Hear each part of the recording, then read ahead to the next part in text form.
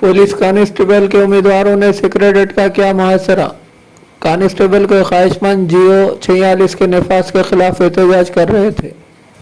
हैदराबाद में चारशंबे की दोपहर तेलंगाना सेक्रेटरीट के अहाते में इस वक्त कशीदगी फैल गई जब तेलंगाना पुलिस कांस्टेबल के उम्मीदवारों ने सेक्रेटरीट इमारत का मुहासरा कर लिया।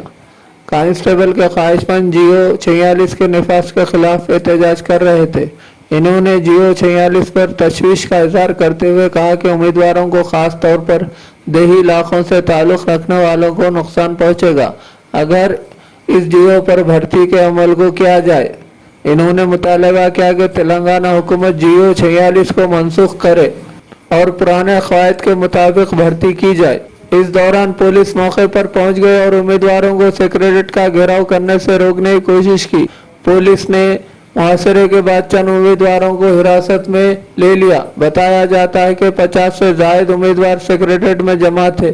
तेलंगाना सेक्रेटरीट के इर्द गिर्द सिक्योरिटी बढ़ा दी गई है और कुछ इलाकों को घेरे में ले लिया गया है।